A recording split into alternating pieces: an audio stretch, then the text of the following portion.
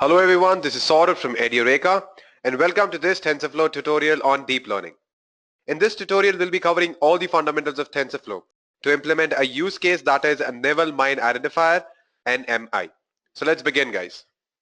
Naval Mine Identifier is a pretty serious problem in which one needs to identify whether an obstacle is a rock or a mine on the basis of sonar signals bounced or reflected by it. So let's get into the details of this use case. Imagine you are hired by the US Navy and your task is to create a model that can differentiate between a rock and a mine. We will call this model as a Naval Mine Identifier, NMI. A naval mine is a self-contained explosive device placed in water to damage or destroy surface ships or submarines. If you want a better picture, just consider the diagram that is there in front of your screen. So here we have 3 submarines, out of which one is broken down into small pieces when it passes through a naval mine. The major use of these underwater mines or naval mines began in World War I. Similarly, in World War II, nearly 700,000 naval mines were laid, accounting for more ships sunk or damaged than any other weapon. So now you must have understood the importance of this use case. This model can actually save a lot of lives. Now let's look at the data set that we'll use to create this deep learning model. Here we'll be using the sonar dataset. This dataset contains sonar signals which includes 111 patterns bounced off a metal cylinder and 97 patterns bounced off a rock, both at various angles and conditions. Hence, every record in the dataset represents a pattern. Now let me show you the dataset. So there are total 61 columns in the dataset, in which the first 60 columns is a set of 16 numbers in the range from 0.0 to 1.0. And the last column of every record is a label which represents the name of the class. That is either a rock or a mine. Let me explain you with an example. If the pattern is defining a rock, then the last column would contain the letter R. Similarly, if the pattern represents a mine, then the last column would contain the letter M. So if you notice in the data set as well, in the last column we have either R or M. So this is nothing but the class to which the pattern belongs to, whether it is a rock or a mine. So this data set contains both the patterns which can be analyzed for prediction and the actual outcomes. That is, whether the pattern represents a rock or a mine. Hence, it can be used for training the TensorFlow model that we want to create. Now is the time to understand the flow to implement the Naval Mine Identifier. Now don't be scared of the fancy terms that I'll use here. You'll understand them all in the coming slides. For now, we'll understand the steps that will be involved in implementing the TensorFlow use case. So we'll begin by processing the data set that we have. We'll define features and labels. We'll divide the data set into 2 parts, training and testing. Then we'll train our model on the training data. We'll try to reduce the error. After that, we'll test our model on the test data and we'll calculate the accuracy. Here, our ultimate goal is to achieve the highest possible accuracy. So guys, let me quickly execute the TensorFlow model that I've already created for you. For that, I'll open my PyCharm. So this is my PyCharm guys. Over here, I've already written the code in order to execute the use case. So I'll just go ahead and run this. So this is how the output looks like, where the deep learning model is getting trained. If you observe, with every iteration, the accuracy is increasing and the error is decreasing. So we'll stop it right here. So guys, any questions, any doubts with respect to what is our use case and what is the data set about, you can go ahead and ask me. Any questions? Emma has a question. She's asking what is the size of the data set. So the size of the data set is 208 cross 61, which means we have 208 rows and 61 columns, out of which the last column is nothing but the label, or you can say the class represented by that particular pattern. Any other questions, any other doubts guys? Fine, so we have no questions. So with this, we'll get back to our slides and understand the fundamentals of TensorFlow first before we get into the implementation details of this use case. In order to implement this use case, we'll be using TensorFlow, which is a Python library. In TensorFlow, data is represented in the form of tensors. So let's understand that first. TensorFlow programs use a tensor data structure to represent all data. You can think of a tensor as an n-dimensional array or list. Now consider the example that is there in front of your screen. So the first tensor has dimension 0. The next tensor has 2 dimensions because it has rows as well as columns, and the last tensor has dimension 3 because it has one more field. Now in TensorFlow system, tensors are described by a unit of dimensionality known as rank. So let's understand that. So a rank 2 tensor is what we typically think of as a matrix, and a rank 1 tensor is a vector. Now let us focus on the table that is there in front of your screen. So rank 0 is nothing but a scalar which has magnitude only. You can think of its example as 483, 689, numbers like that. Then when I talk about rank 1, it is a vector which has magnitude and direction both. And you have the example in front of your screen, 1.1, 2.2, 3.3. Similarly, when I talk about rank 2, it is nothing but matrix, tables of numbers. You can say rows and columns. And you have an example here as well. Similarly, when I talk about rank 3, you can see the example here. So this is how we actually define the rank of a tensor. Now let us move forward and understand various tensor data types. You can see in the table that there are multiple data types. There is integer type of 8 bits, 32 bits, etc. Similarly, even for float type. Then there is even string and boolean type. However, in TensorFlow, you don't need to specify the tensor data type. It will automatically assign the correct type. But if you want to save the reserved memory, for example, if you know you require only 32 bits, then there is no point in reserving 64 bits. So at that time, you can specify the tensor data type to be of 32 bits. So that way you can save some memory. So guys, now is the time to understand what is TensorFlow.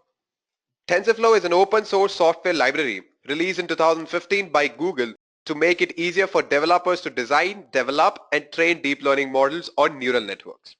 Now, TensorFlow works by first defining and describing our model in abstract. And then we are ready, we make it a reality in a session. Now, don't worry guys, in the next slide, I'll explain what exactly is session. This description of the model is what is known as your computation graph in TensorFlow. And remember guys, only tensors may be passed between the nodes in a computation graph. Now if you notice, TensorFlow is nothing but the combination of two words, tensor, which we saw in the previous slide, and flow, which is nothing but the tensors flowing through a computation graph. So guys, let us dig a bit deep and understand the TensorFlow code basics. The TensorFlow programs consist of two sections. One is building the computation graph. Here we just describe the computation. It doesn't compute anything, it doesn't hold any values, it just defines the operations specified in your code. When you execute it, the output will just be an abstract tensor. No actual calculations will run, only operations will be created. To actually see the result, we need to run the session. Generally, you build the graph first and then you launch the graph, right? This session allows us to execute the graph or a part of the graph. Let us understand this with an example. So this is how you build a computational graph. Here we have defined two constant nodes. Node 1 has a value of 3 and node 2 has value 4. Then what we do, we need to run it inside a session in order to execute the graph. Now let me go ahead and execute this practically in my PyCharm. This is my PyCharm again guys. First thing I need to do is import TensorFlow as TF. Then we'll define two constant nodes, node 1 equal to tf.constant, and the value will be stored inside it will be 3.0.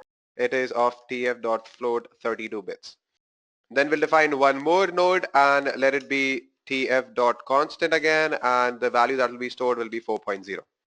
Next up, when we try to print these two nodes, let's see what happens. Let's go ahead and execute this. Now the output here is just an abstract tensor. No actual calculations are running, only operations are created. Now to execute this graph, let me tell you how you can do it. First I'll comment this line. Now to execute this graph, we will run it inside a session, as I've told you earlier as well. So session places the graph operations onto devices such as CPUs or GPUs and provides methods to execute them. So I'll type in here ses is equals to tf.session. So this will basically launch the graph and create a session object. Next up, we will run the results. So for that, I'm going to type in here print ses.run, and we want the values of node 1 and node 2. So let us go ahead and type that, node 2. Yeah, this is fine now. And when we are finished with the session, we need to close it in order to free up the resources that were used. So that is also very easy. Just type in ses.close. That's all you need to do. Go ahead and execute this.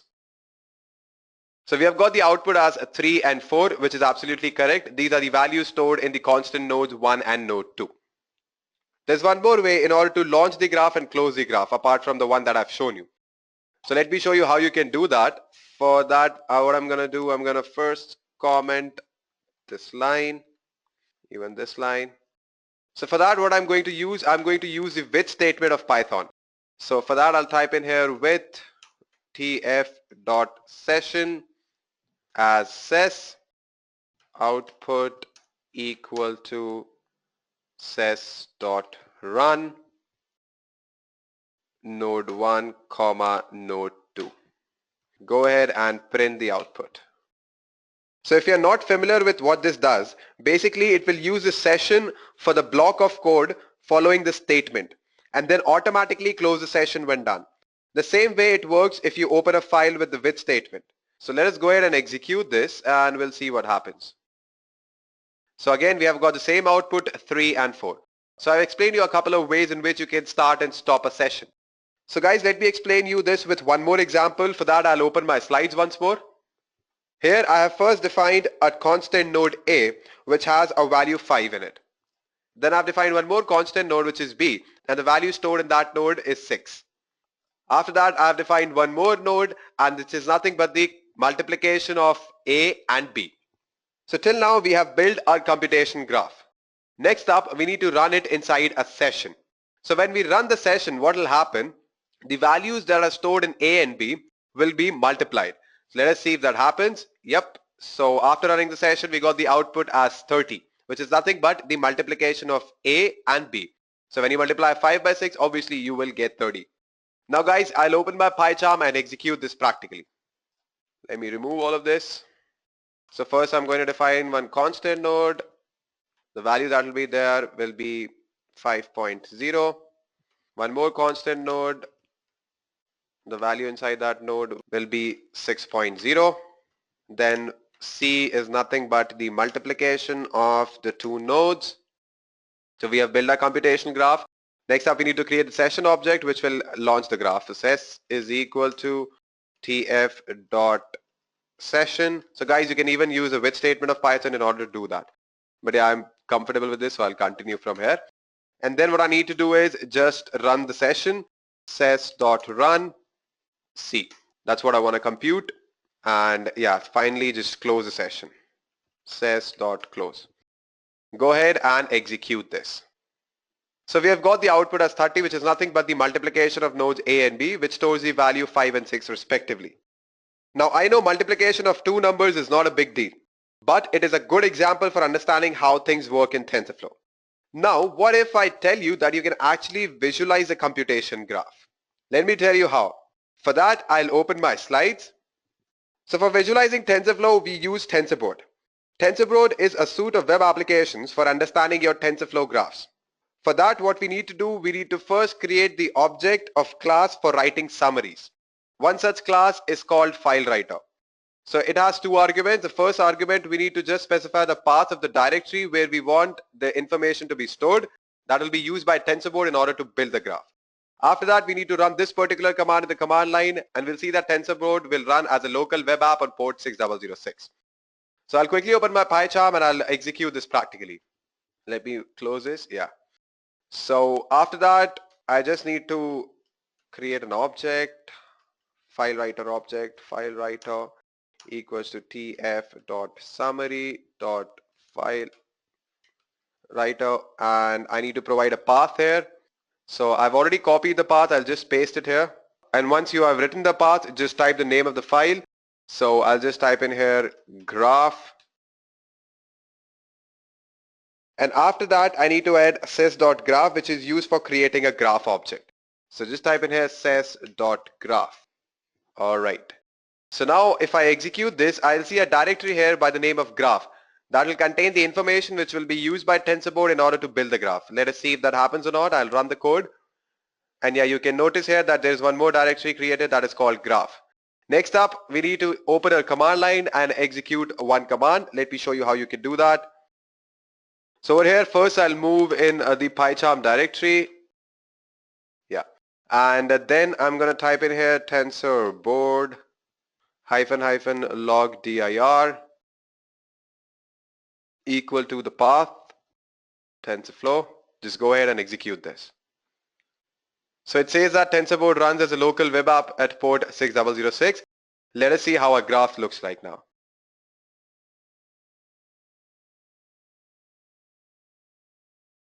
So this is how our graph looks like. It has two constant nodes here and one node for multiplication. So when I click on each of these nodes, there will be some information displayed about that node. So if you notice here, it is a float type. It also contains the value that is stored inside this particular constant node, which is 5. There are 0 inputs and 0 outputs. Similarly, for this constant node as well, it is a float type and it holds the value 6.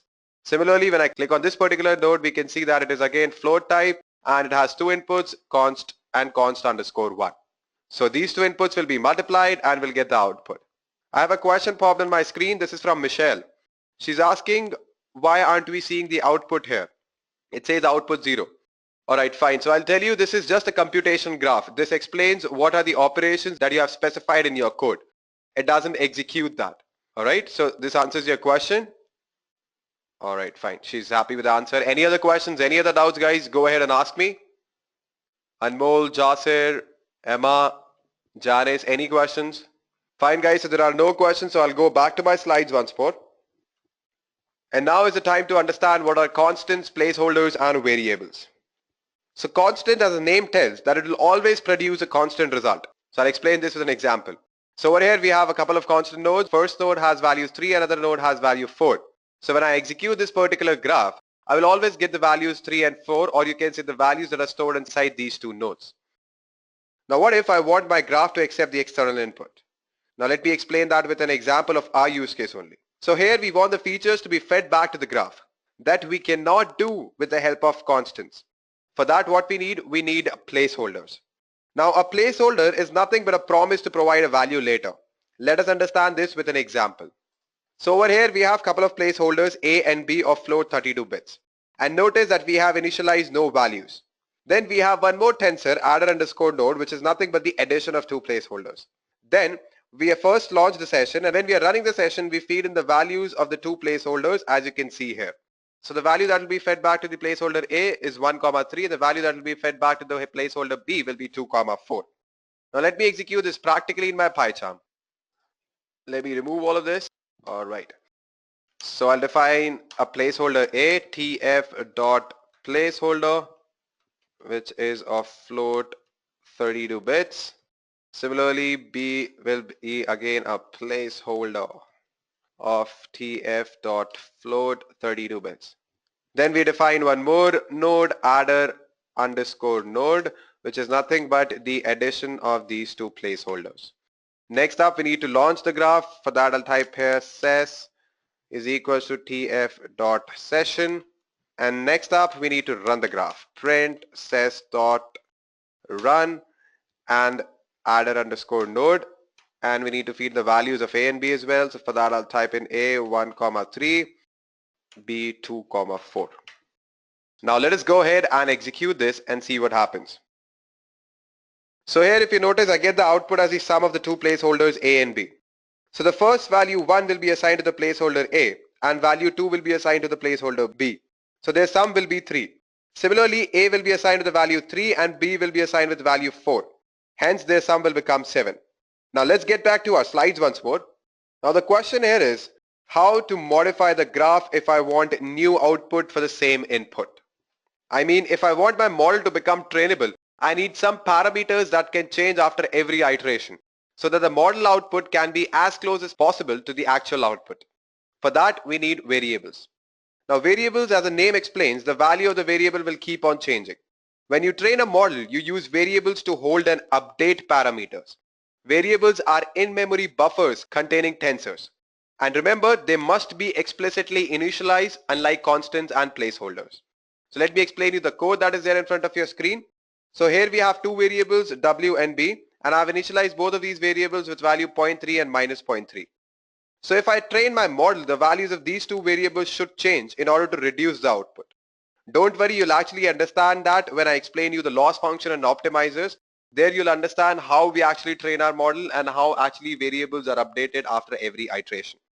And in order to initialize the variables, we use tf.global_variables_initializer. This will add an operation to initialize the variables. Then we run ses.run init. This will run that operation. And remember, we only run it after launching the model. For now, let us go ahead and execute our first model. So this is our first model, guys. Over here, we have imported the TensorFlow STF. Then we have defined a couple of variables, W and B, and we have initialized them with 0.3 and minus 0.3 values respectively. Then we have a placeholder X. After that, we have defined one linear underscore model, which is nothing but W into X plus B. Then we have initialized the variable, launched the graph, and then we are running the session. And during that, we are running the session and feeding the values of X. So this is basically what our model is. But we don't know how good it is yet. So obviously we cannot increase the efficiency without knowing the error. Let's understand the general flow of how we increase the efficiency. So first we create the model as you have seen in the previous slide. Then we calculate the loss. Loss is basically how far our model's output is from the actual output. Then we try to reduce the loss by updating the variables. Then again we check the loss and update the variables, and this process keeps on repeating until the loss becomes minimum. And now is the time to understand how we calculate loss. So in order to find out the loss, we should first define a placeholder, and we have named it as y, which will hold the desired output, or you can say the output that we already know. Then we will find the difference between the linear underscore model or the output of our model with that of the output that we already know, the placeholder y. Or you can say the difference between the model output and the actual output. Then we find the square of that particular difference, and then finally we sum all the squared errors that we have calculated in the above line. So we'll sum all of these squared differences. Then what we have done, we will run the session, calculate the loss, and we'll feed in the values of x and y. So I'll execute this practically. For that, I'll open my PyCharm. Let me remove all of this. So yeah, first we'll define a variable tf.variable with the initial value as 0.3, and it is tf.flow 32 bits.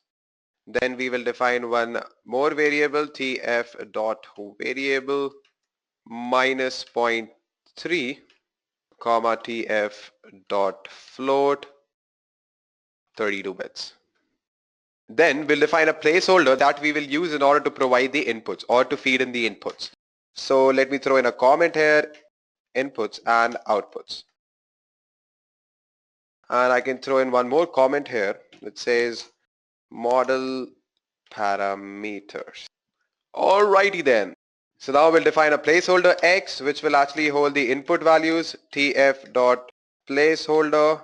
It will be of float type 32 bits. Then we'll define one more placeholder y, which will actually hold the actual output of the model, which we already know. Placeholder tf.float 32 bits. Alright. And just between that, we'll define one more node, linear underscore model, which will give the output of this particular model, which we don't know. So that's the difference, guys. This y is a placeholder, and the values to this y will feed in when we are running the session. So that will be the actual output of the model. And this will be the output of the model, which will come after executing the model. So this will be nothing but w into x plus b. Fine. And now we are going to define the loss function. So I'll type in here squared underscore delta is equals to tf dot square linear underscore model minus y, which is nothing but the model output and the output that we already know.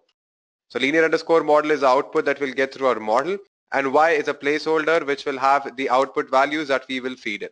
Then we're going to define a loss function. So loss is equals to tf dot reduce underscore sum of all the squared delta. So we have defined a loss function here. Next up, what we need to do is initialize all the variables. For that, I'm going to type in here init is equals to tf dot global underscore variables underscore initializer. So this global variable initializer will add an operation to initialize a variable. Now we need to launch the graph. For that, we need to create a session object, and we know how to do it. Ses is equals to tf dot session. Yeah. And now we are going to write in here ses dot run init.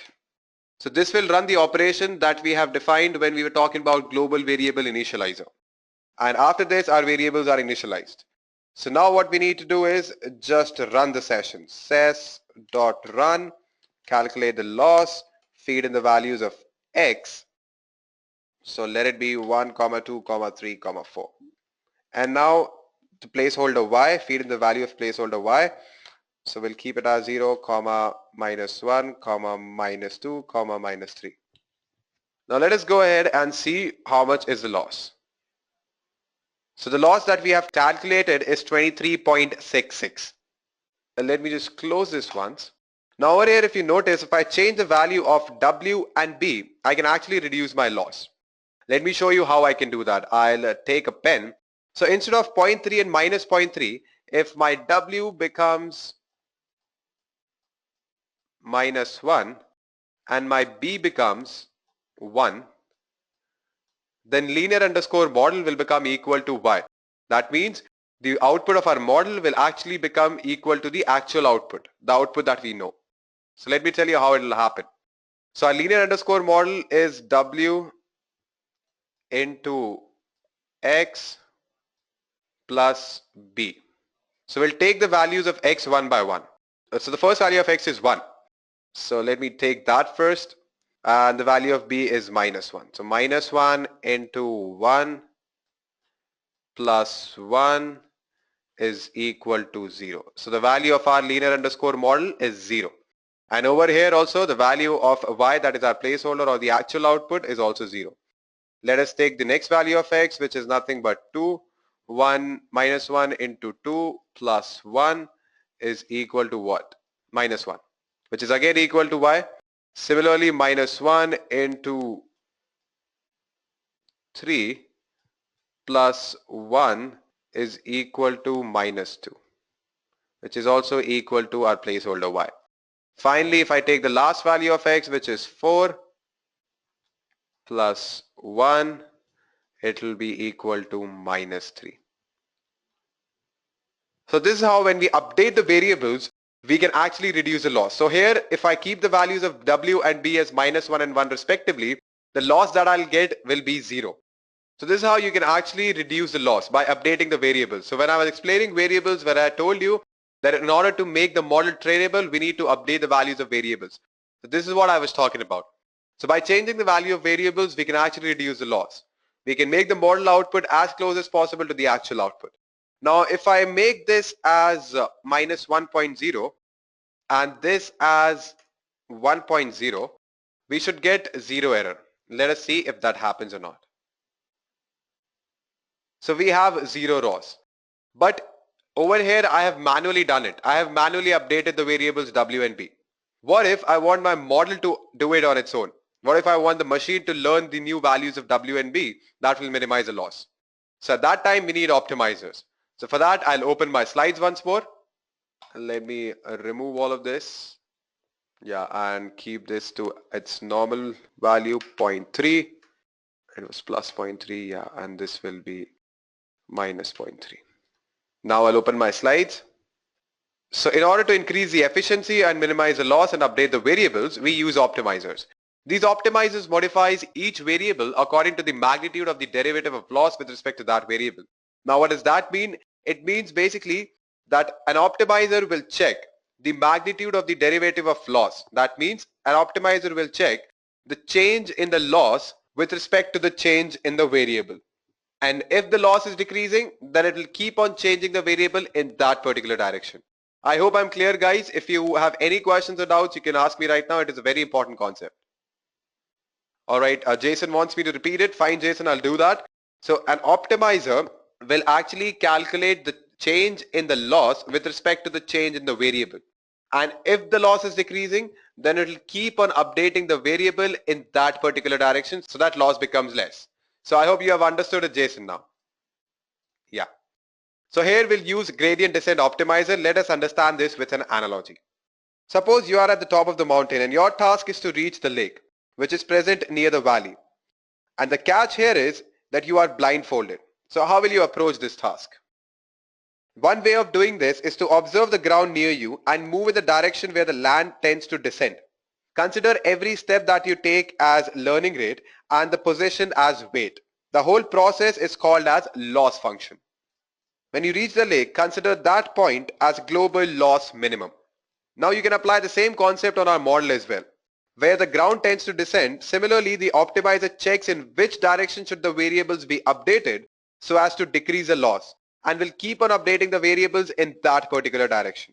So let's understand the math behind gradient descent optimizer. First, we calculate the loss. How we do that? By summing all the square differences between the model output and the actual output, and then dividing it by 2. So here our target output is nothing but the output that we know, and output is nothing but the model output. After that, we calculate the change in the variable delta W. This is equal to the learning rate multiplied by the rate of change of loss with respect to that variable. After that, the new variable or the updated variable is equal to the sum of the change in the variable plus the old value of that particular variable. So it will be W plus delta W. Now let me simplify this equation for you. So over here when we are calculating delta Wj, which is equal to minus of learning rate into delta J by delta Wj, or you can say the rate of change of error with respect to that particular variable, we put in the values of J, then we find out the derivative and we get the equation as learning rate into summation of target I minus output I, that means the actual output minus the model output, into xj of I, which is nothing but your input. So guys, any questions, any doubts till here? Any questions related to what are optimizers and how does the gradient descent optimizer work? Any questions, you can go ahead and ask me. Alright, so Dave wants me to repeat it. Fine, Dave, I'll do that. So the first thing that you do is first you calculate the error. What do? You find out the difference between the actual output and the model output. Then the difference is squared and you sum all of those squared differences and then divide it by 2. This is how you calculate the error. Then what you need to do is you need to update the variable so as to reduce the loss or the error. So how you do that? You first find the change in the variable, which is equal to minus of learning rate multiplied by the rate of change of loss with respect to that variable, del J by del Wj. So after that, what you do, you calculate the new updated variable, which is nothing but the old variable plus the change in that variable, which is nothing but the old variable plus the change in that variable, delta W. That's how it works. So we have got the new value of the variable.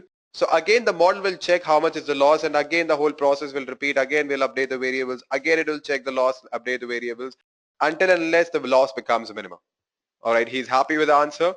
Fine guys, so we'll move forward and see how we can apply gradient descent in our model. Now in order to modify the variables in our model, we'll use the code that is there in front of your screen. Here we will first create an object of class tf.train.gradient descent optimizer, and it will implement the gradient descent algorithm. It takes one argument as the learning rate. The second part, this minimize, returns an operation that applies gradients. It will reduce the loss by updating the variables. Finally, just run the session and feed in the values of x and y, and then evaluate the variables w and b. So let me go to my PyCharm and execute this. Let me comment this line first. So after defining loss, we will optimize our model. We'll write in here optimizer equal to tf.train.gradient descent optimizer with a learning rate of 0.01. Learning rate is nothing but the steps in which you change your variable. Then what we do, we will write in here train is equal to optimizer.minimize loss. All right. No doubts still here, guys. If you have any questions, write it down in your chat box. Fine, so there are no doubts. And after initializing the variable, we need to run the session. So for that, I will use a for loop. So I'll type in here for I in range 1000 says.run train, comma, feed in the values of x and y. So I'll just copy it from here and I'll paste it there. All right. Then go ahead and evaluate the variables w and b.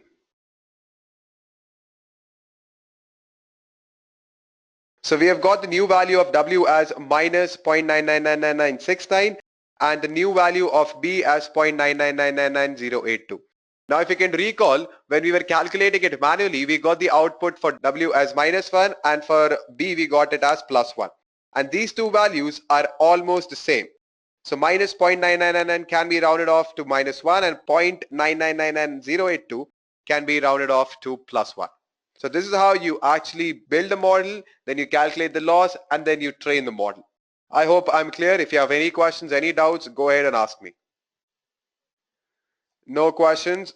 Fine. So I'll go back to my slides. So guys, this brings us to the most awaited topic of today's session, which is the implementation of NMI, that is our use case, which is Naval Mine Identifier. So guys, let me first tell you the steps that are involved in order to implement this use case. First, we need to process the data set that we have. We'll first read the data set. Then we are going to define the features and labels. So what are labels? Labels are nothing but the class to which the pattern represents. In our case, it can be a rock or a mine. Then we need to encode the dependent variable. And here the dependent variable is nothing but your label. So we are going to encode those dependent variables. After that, we are going to divide the data set into two parts, one for training, another for testing. And by the end of this step, our data set is now ready. Next, we are going to use TensorFlow data structures for holding features, labels, etc. So here we'll be defining weights, biases, we'll have a couple of placeholders for inputs as well as for the desired output that we already know, and we'll also define one tensor that will be our model output. Then we are going to implement the model. We are going to write the logic in order to implement the model. Then what we are going to do, we are going to train the model on the training data that we have. So in this particular step, we have divided the data set into two parts, training and testing. We'll use that training data to train our model. Then we are going to calculate the error. That is how far your model output is from the actual output. And then we'll try to reduce this error. And when we reach to a point where the error becomes minimum, we are going to test our model on the test data. Or you can say we are going to make prediction on the test data. And that will give us the accuracy of our model. So this is how we are going to implement the use case. Now I'll open my PyCharm and execute this practically, guys. So guys, we'll first start with importing the necessary libraries. First, we'll import matplotlib, which is used for visualization, then TensorFlow, the NumPy, Pandas, and sklearn as well. So these are the libraries that we are going to use. So we need to import these libraries. Then we are going to read the data set. For that, we are going to use Pandas. So we're going to convert this data set into a data frame, a Pandas data frame, and we are going to give the path to where our file is stored or our data set is stored. Then we are going to define features and labels. So here, X will be our feature. So basically the first column till the 60th column will be our features, and the last column represents the label, as I've told you earlier as well. So the last column will be our label and it will be stored in Y. After that, we need to encode the dependent variable, which is nothing but our label. Now we'll perform label encoding first, and then we're going to perform one-hot encoding. So guys, I'll explain you one-hot encoding and label encoding with a pen. So suppose if I have labels like rock, then mine, then again rock, then one more mine. First we'll perform label encoding, in which I'll assign values to it. So suppose if I assign 0 to a rock and 1 to a mine, so I'll keep it that way for the rest of the rows as well. Alright, so now we'll perform one-hot encoding, in which we'll have two columns, one for mine and another for rock. So wherever the data represents a mine, it will be 1. So this basically represents a rock, so it will be 0. This row represents a mine, so it will be 1. This represents a rock, so it will be 0. Similarly, this represents a mine, so it will be 1. Now the second column, wherever the data represents a rock, we'll keep it as 1. So this represents a rock, we'll keep it as 1. This represents a mine, so let it be 0. This will again be 1 because it represents a rock. This represents a mine, so we'll keep it as 0. So this is how you perform one-hot encoding. So what is one-hot encoding? Basically, only one input will be active at one time. So basically, what is one-hot encoding? Only one input will be active. So let us move forward now. So this is the function that actually defines one-hot encoding. So this is where we have performed the one-hot encoding. Then what we are going to do, we are going to read the data set. So X is basically your feature and Y is one-hot encoded label. Then we are going to shuffle the data set. We need to shuffle the data set because the whole data set that we have, it is present in an order. For example, in the beginning we have mines and then we have rocks. So we need to shuffle it. So after doing that, we are going to split the data set into two parts, training and testing. How we are going to do that? You can see it over here. So we have defined the test size as 0.20, which means the 20% of the data set will be your testing data set. Now, if you can go ahead and inspect the shape of the training and the testing data, although it is not necessary, but still if you want to go ahead and do it, you can do that as well. Then we are going to define the important parameters and variables to work with tensors. So first we are going to define learning rate. So we have seen what exactly learning rate is. Then we're going to define the epoch. Epoch basically means the total number of iterations that will be done in order to minimize the error. Then we're going to define a loss function, cost history. Then we have n_dim. So what is ndim? So basically ndim is nothing but the shape of your features which is stored in X. And that too, it will only include the columns, the number of columns. So then we'll print it, and you can still avoid this step if you don't want to print it, it's all fine. Then you define the number of classes. So since we have only two classes, that is mine and rock, we're going to keep it as 2. Then we're going to provide the model path, which will be nothing but the place where we want to store our model. So I've given the same path in which I'm currently working. So you will see a couple of files created when we execute this model. Then we need to define the number of hidden layers, the number of neurons for each layer. So basically I've talked about hidden layers, neurons, multi-layer perceptron, everything in detail in the previous tutorial. So you can go through that if you have any doubts. Then we have the number of neurons for hidden layer 1, 2, 3 and 4. So we're going to take 4 hidden layers. So this is nothing but an example of multi-layer perceptron. So X is our placeholder in which we're going to feed in the input values, or you can say the data set. It is of float 32 bits. And then the shape of this particular tensor is none comma ndim. So ndim is what we have seen earlier. So if I write here none, which means it can be any value. Then we'll define a variable w, which will be initialized with zeros, and it will have shape n underscore dim, which we know what it is, and n underscore class, which is nothing but the class to which a pattern represents. So we have two classes here, so it'll be n underscore dim comma 2. Then we have one more variable b, we'll fill it with zeros, or we'll initialize it with zeros, and it'll have a shape of n underscore class, that is 2. Then we're going to define a placeholder y dash, which will be nothing but the output of our model that we already know. And its shape will be none comma n underscore class. None can be any value, and we know n underscore class is equal to 2 because we have only two classes, mine and a raw. So now we are going to define a model. We're going to name it as multi-layer perceptron because it is an example of multi-layer perceptron. So first we'll define the first hidden layer, in which it will be nothing but the matrix multiplication of your input and the weight, and then we're going to add it to the bias. Then we're going to pass it through a sigmoid activation function.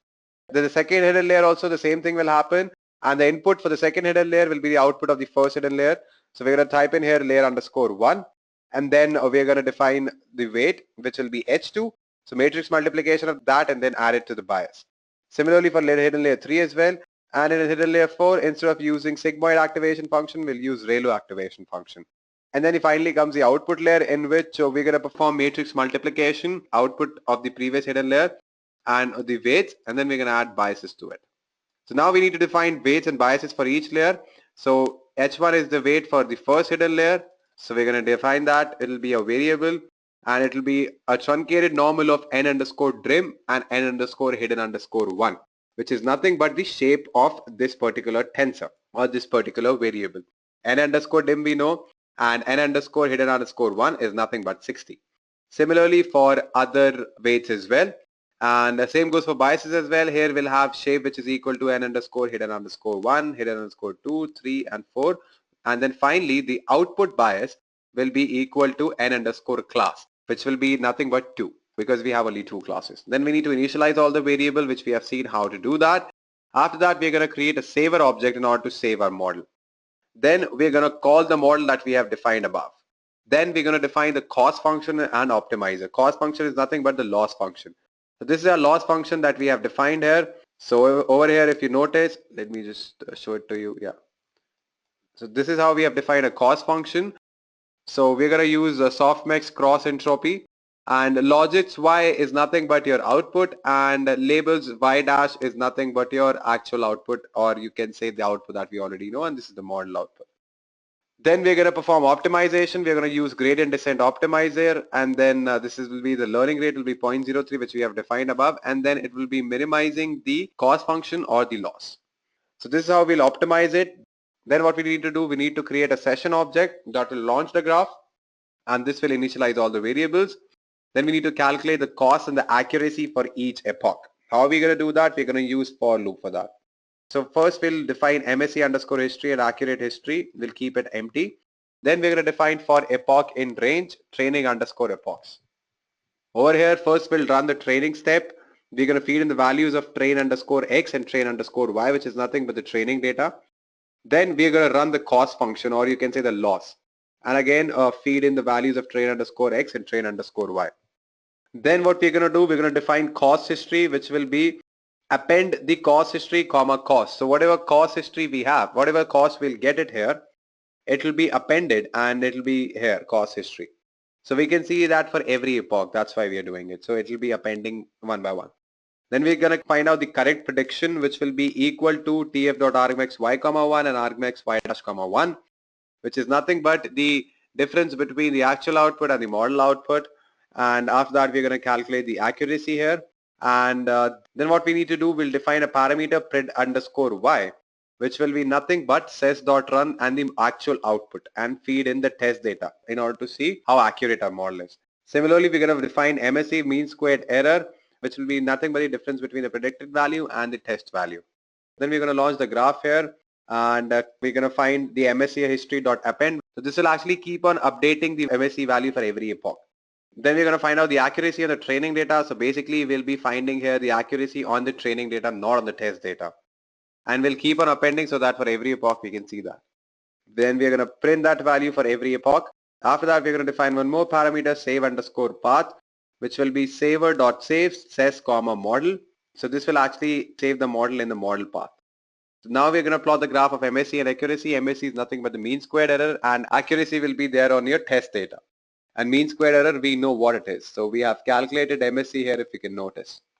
Then what we need to do, we need to print the final accuracy. For that, we'll first find out the correct predictions made by our model. And then we're going to find out the accuracy, and finally we're going to print it by running the session and feeding in the values of test data in X and Y. Finally, we need to print in the final mean squared error, which will be nothing but pred_y says.run y comma feed dict. So y is our actual output, and feed_dict is just we're feeding the test input. Then we're going to calculate MSE mean squared error, which is nothing but the difference between the predicted value and the actual value which is there in the test data, and then just go ahead and print this. So we'll now start training our model. So let us go ahead and run this. So in the beginning, if you notice, it has printed the shape, and then it is printing the test and the training data shape as well. And now it has started training our model. So you can notice the training accuracy that we are getting here. So it'll keep on repeating this process for 1,000 times, for 1,000 epochs basically. So 1,000 iterations. After that, our model will be trained.